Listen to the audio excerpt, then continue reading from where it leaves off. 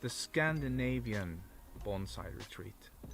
It's a seed that It's a will seed. become a plant, and what that plant is, we don't know looking at the seed. But I hope that the people that came this year. Yeah. My idea is that this is going to. I want to bring something back to bonsai because I have received so much, and I'm just so thankful for that. But I want to bring something, a fire into the Swedish bonsai scene. I want Europe to Sweden become a part of European bonsai scene. When I go down to meet other people out in the world, and especially in Europe, I can see that they are connected. You know, they share so much, and we are a little bit isolated. So I want people up here to. Would you say that we are lacking that in Sweden? This connection that you talk of? We are behind. We are behind. We are behind, and that's natural. I mean, we're up north. We have a short season. We don't have as many species and all that. But I think that we are so few, so we don't have that. We don't have the different branches and in the community. So we have to bring that fresh blood. Walking around and talking with people, I have seen that people are. I can see on their faces they are smiling, happiness. They're feeling welcome. Yeah. Oh, that's great. That's what we hope for, and that's why we call it a retreat. We don't call it a camp or a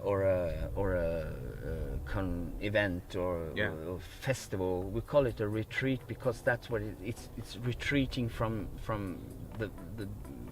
the noisy cities and finding yourself and relaxing and being together 24 hours.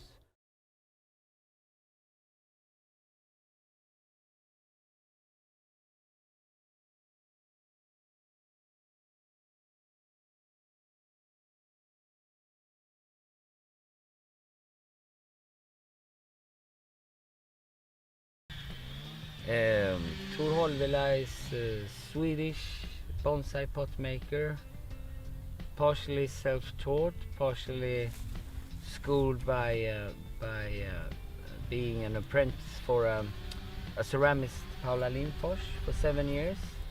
I'm seeing myself as you have the people who carry the culture. You have the ones who repeats and keeping the art maintaining. But you also have those that you put in a canoe with a pig and a coconut, and you push them out in the ocean and say like, paddle towards the horizon. Yeah. If you find an island, come back and tell us. If you're not, bye bye. And I'm the guy in the canoe. I'm paddling towards unknown territory, and I hope that I can bring something back. Yeah. A drop off is the correct one. How many drops? One. Right.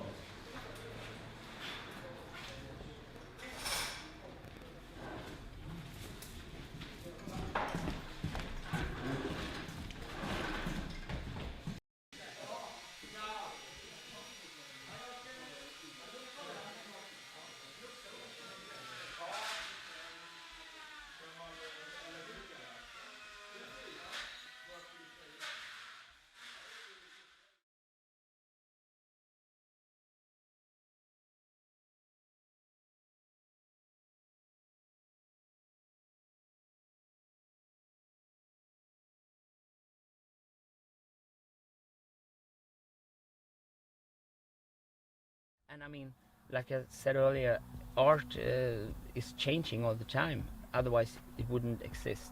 And we have to be able to adapt all the time. And I think this is maybe this is adapting to what's happening in the bonsai world now. Going to Japan and connecting with that, and hopefully bring something back. But I think that Japan also needs to reconnect or connect with the rest of the world, and especially the West.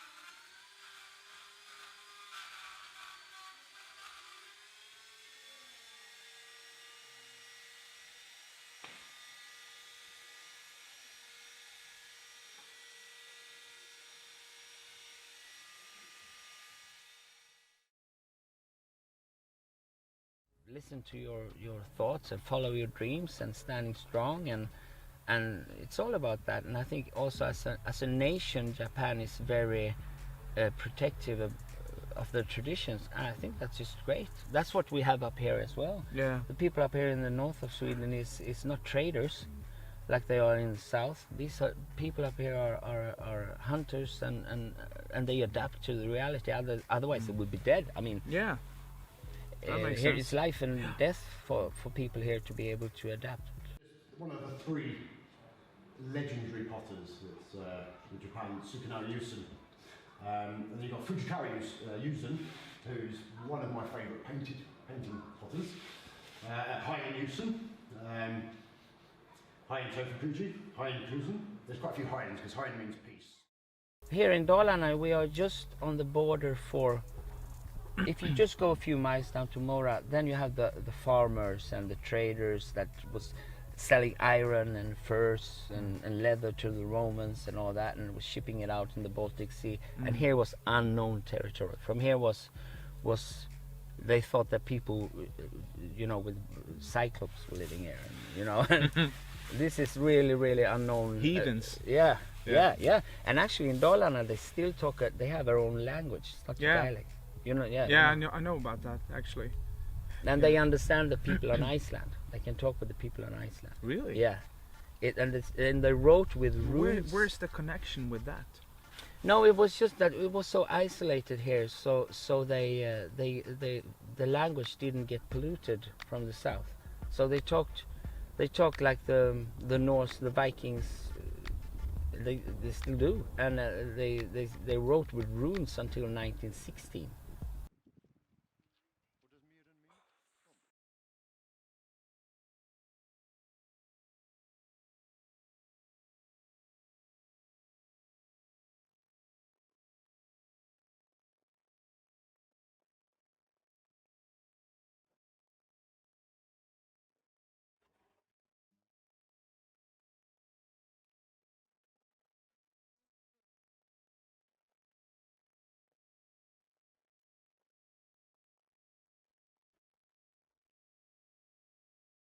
A lot. I mean, I am the product of all my ancestors. When I look at this land, I see a pyramid of people building this for us, for me, and I have to take care of that, because if I don't, I believe that when I die one day, when I get over that line on the other side, my ancestors going to stand there and they're going to say, what did you do with that? Why didn't you take care of that? It's not going to be God sitting on a throne and saying like, hey, left or right, it's going to be my ancestors, and I care.